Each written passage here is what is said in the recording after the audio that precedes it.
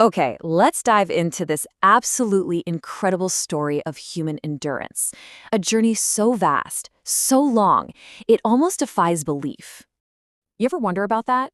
What's the absolute limit of human walking? Well, it seems like a pretty simple question, right? But the answer is anything but.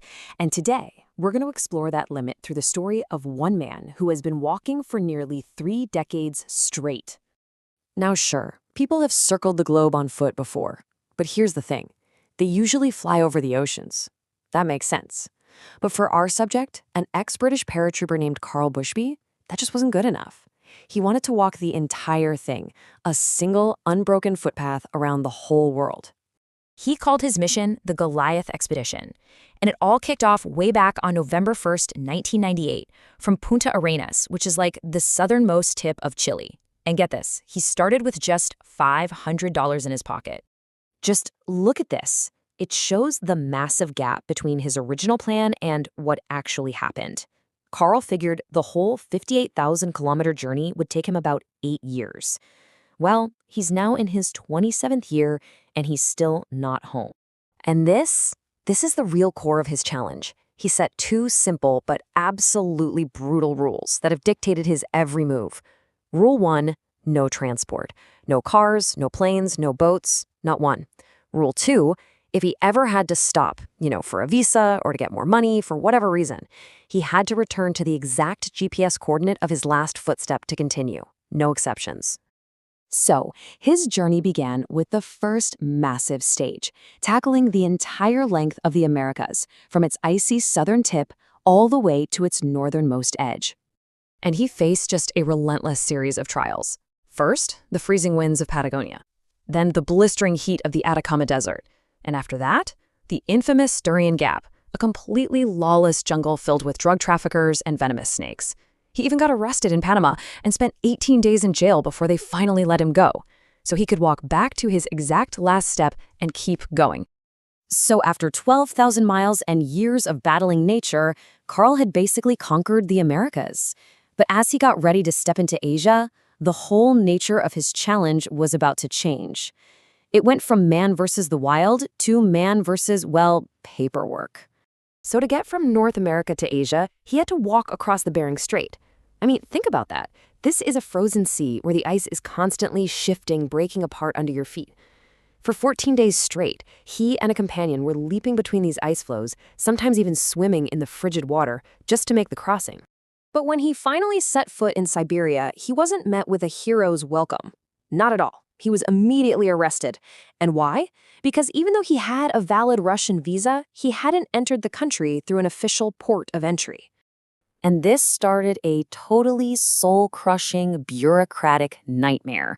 For years, he could only walk in these 90-day spurts before his visa would expire, which forced him to leave the country and then reapply all over again.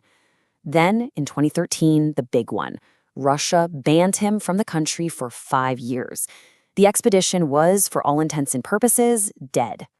So his path is blocked by a superpower. His funds are drained. Years of his life have been spent in this limbo. What could one man possibly do? Was it finally over? Well, his response wasn't to give up. His response was to do the only thing he knew how to do.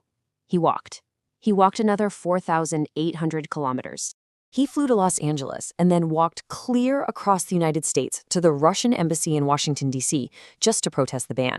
And this epic protest walk got so much media attention that Russia actually relented. In 2014, they lifted the ban. He was back in the game. So, having overcome this impossible Russian wall, Carl pushed on, walking through the vastness of Siberia and Central Asia. But just as he was getting close to Europe, another sealed border stood in his way. Of course it did.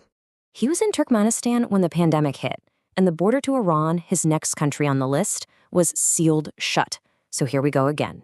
It looked like the end. He couldn't go forward, and his rules wouldn't let him go around. So what did he do? He had to invent a whole new path. If he couldn't walk around the Caspian Sea, he decided he would just have to go through it. And since his own rules forbade him from using a boat for transport, his plan was, it was audacious.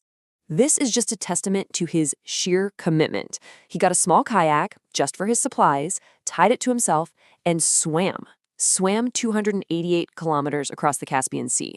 For 31 days, he swam for 6 hours a day and then slept on the kayak at night. He finally landed in Azerbaijan, completely bypassing Iran and keeping that unbroken path alive. So now, after nearly 3 decades of deserts, jungles, ice floes, and bureaucratic walls, the finish line is finally in sight.